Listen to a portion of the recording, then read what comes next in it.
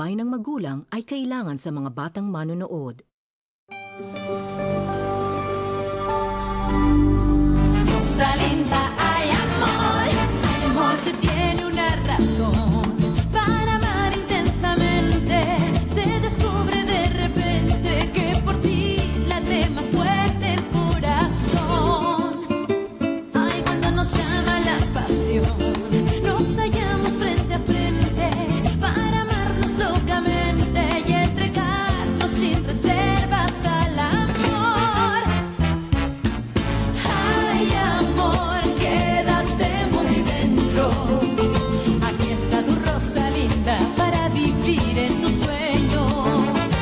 Ay, amor, que me estoy muriendo. Es esta tu Rosalinda que solo quiere tus besos. Ay, amor, aquí está tu Rosalinda para vivir en tus sueños. Toma mi alma, bebe mi cuerpo, que por tus besos me estoy muriendo. Ay, amor, es esta tu Rosalinda que solo quiere tus besos. Rosalinda, Rosalinda.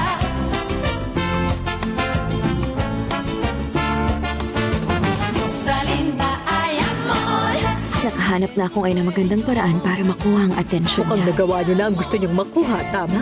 Mas naging maasikaso na si Senyor Fernando Jose sa inyo kumpara noon. Totoo ba itong nangyayari? Katulad ng pinangako ko sa iyo, Rosalinda.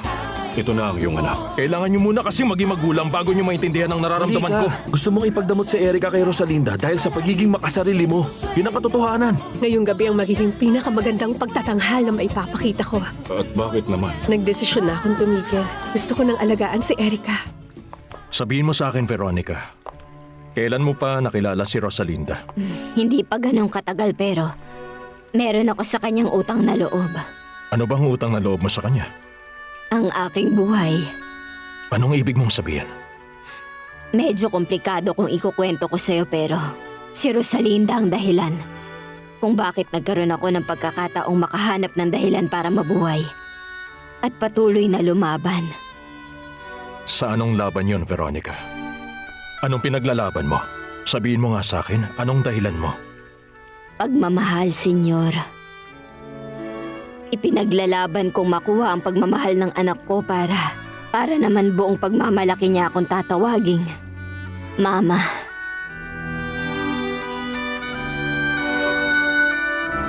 Lucy, nakikiusap ako, hindi ko na to kaya. Hindi mo ba naiintindihan? Ikaw ang pinaka-importante sa akin at kung wala ka, wala nang saysayang mabuhay. Naiintindihan ko dahil ikaw ang pinaka-importante sa buhay ko. Kaya ganun kasakit ang ginawa mong panluloko. Hindi mo ba talaga kaya magpatawad? Sinabi ko na sa iyong kasalanan ko, hindi ko tinatanggi yun. Pakinggan mo ang puso mo bago mo tuluyang iwan si Anibal. Huwag mo siyang alisin sa buhay mo kung hindi ka naman sigurado na hindi mo siya kakailanganin para maging masaya ka ulit. Takot akong patawarin ka dahil baka lokohin mo lang ulit ako. Hindi ko kakayanin pa. Kaya buong puso ko nakikiusap. Patawarin mo ko, Lucy. Patawarin mo ko. Huwag mo sana ipagkait sa atin na maging masaya uli para sa ating dalawang hiling kong yun. Para sa pagmamahala nating dalawa, patawarin mo ko, Lucy. Nakikiusap ako. Patawarin mo ko.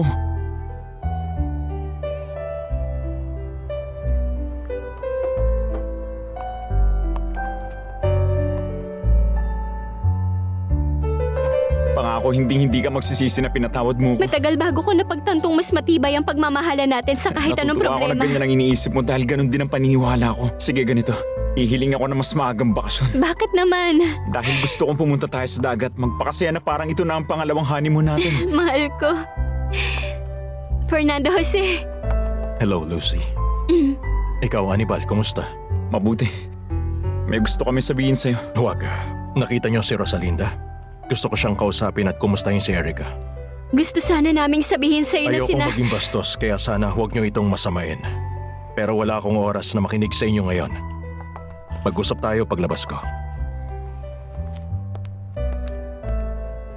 Rosalinda, sa buhay ay pwedeng umibig ng kahit ilang beses. Noong kabataan ko, pinangarap kong pakasalan ng isang dalagang minahal ko simula pagkabata.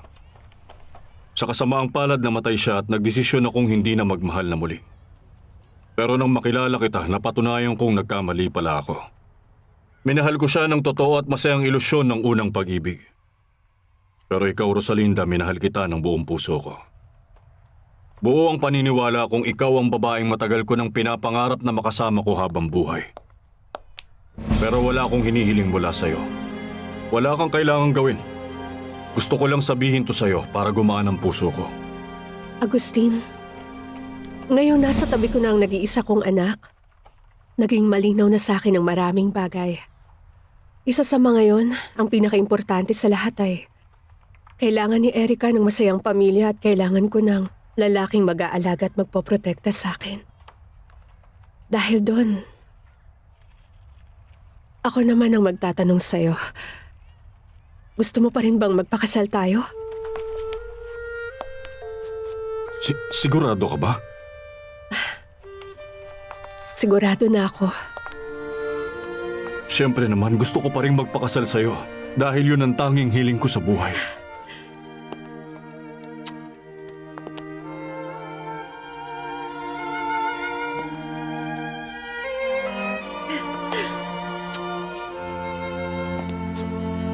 Sigurado matutuwa si Papa sa ibabalita natin sa kanya.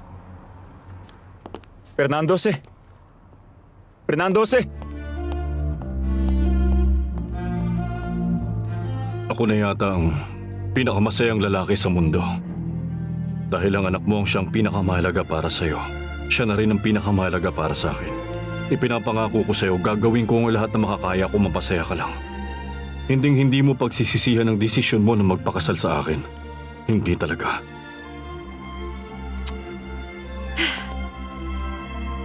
Sobrang saya ko sa binalita ninyo. Alam ko pong sobra kayo matutuwa, Papa. Kaya ngayon kukunin ko na yung mga gamit ko at aalis kami. Uuwi na po ako sa bahay kasama ang asawa ko. Tanggapin yung dalawa ang basbas ko hanggang sa maging masaya kayo. Itong pinagdaanan namin pagsubok ang nagsilbing daan para maisip namin hindi namin kaya mabuhay ng wala ang isa't isa. Hindi na kami maghihiwalay kahit kailan. Alam kong mabuti kang tao, Anibal. Sana nga lang katulad mo ang anak kong si Beto. Hindi ko alam kung paano niya nagawang hindi mag-alala sa pag-alis ng asawa niyang si Abril. Kinausap ko si Abril at desidido na po siya makipaghiwalay kay Beto. Hindi na maganda ang pagsasama nila. Oo, ganun na nga. Minsan na nagpunta sa akin si Abril para magsumbong. Sinabihan ko na si Beto na subukan niyang pakitunguhan na maayos si Abril. Napakapait na pangasawa niya. Pero yung mga ipinayo ko sa kanya, ipinasok lang niya sa tenga niya at nilabas din sa kabila. Walang kapatawaran ang ginawa ni Beto kay Abril, Papa. Niloko niya ito kasabot ang kanyang mama, si Valeria Altamirano.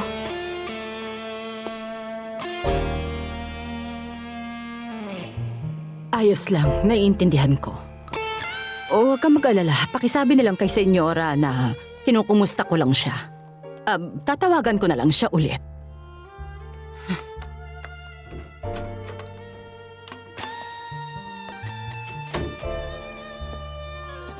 Anong problema, aking Reyna? Ang lalim ng iniisip mo, Wala na isa sa mga kaibigan ko ang sumagot sa tawag ko. Nandito naman ako. Ano pang kailangan mo sa kanila? Bitawan mo nga ako, huwag mo akong hawakan. Ano bang problema mo? Wala na rito sina Berta at Abril. Wala na tayong dapat pagtaguan. Pero ayoko pa rin hinahawakan mo ako. Bakit? Ano ba, Valeria? Sa mga oras na to, yung si Enriqueta, nasabi na niya sa mga kaibigan ninyo na may relasyon tayong dalawa. Yun na nga mismo ang inaalala ko eh. Ang kahihiyang ito. Ay, huminahon ka nga. Yung skandalo pa lang na ginawa ni Rosalinda dito sa bahay mo na sinabi niya sa lahat na anak mo si Abril, doon pa lang sira ka na sa lahat ng mga kaibigan mo. Ay nako, umalis ka na nga. Huwag mo na akong pakialaman. Wala akong panahon para sa mga kalokohan mo. Masama ang pakiramdam ko. Siguro bumaba ang presyon ko. At nahihilo ko, nanghihina. Para akong nasusuka. Teka muna. Hindi kaya buntis ka, aking Reyna? Rosalinda, Rosalinda.